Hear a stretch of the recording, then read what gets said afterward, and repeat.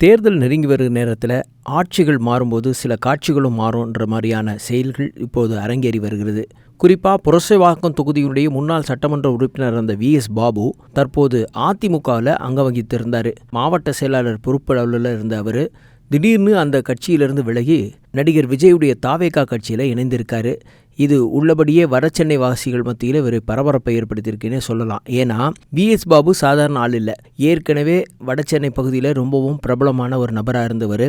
கடந்த கால திமுக ஆட்சியின் போது சட்டமன்ற உறுப்பினராக இருந்தவர். அது மட்டும் இல்லாமல் திமுகவுடைய தலைமைக்கு மிக நெருக்கமாக இருந்து செயல்பட்டு வந்த VS பாபு திடீர்னு சில காரணங்களால் திமுகவிலிருந்து விலகி நீண்ட நாள் அரசியல் பிரவேசத்திலிருந்து கொஞ்சம் இடைவெளி விட்டிருந்தார்.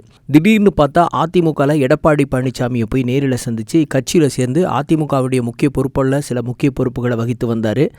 பரபரப்பான சூழலில் அவர் புரசை தொகுதி என்பதான நிலை தான் இப்போ தொகுதி மாற்றம் செய்யப்பட்டிருக்கிறதுனால ஒருவேளை கொளத்தூரோ அல்லது வில்லிவாக்கம் தொகுதியில் அதிமுகவுடைய வேட்பாளராக களமிறங்குவார் அப்படின்னு எதிர்பார்த்திருந்த நேரத்தில் கட்சிக்கு முரணாக சில விஷயங்களில் ஈடுபட்டதாக சொல்லி அவரை அதிமுகலேருந்து நீக்கிட்டாங்க.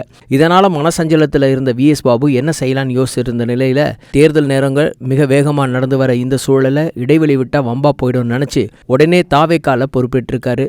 தாவேக்கால இணைந்ததன் வாயிலாக அவர் ஒருவேளை கொளத்தூர் தொகுதியோ அல்லது வில்லிவாக்கம் தொகுதியிலோ போட்டியிடுவதற்கு வாய்ப்பு இருக்கும்னு எதிர்பார்க்கப்படுகிறது. நல்ல திறமையான மனிதர், பல்வேறு மக்களோட பழகக்கூடிய நபராக தன்னை அடையாளப்படுத்தி வந்து கட்சி வேலைகளை பம்பரமாக சுழண்டு பணியாற்றக்கூடிய ஒரு நல்ல பணியாளர் இப்போ தாவேக்காக இணைஞ்சிருக்கான்ற செய்தி வடசென்னை வாசிகள் மத்தியிலே பேசப்பட்டு வருது.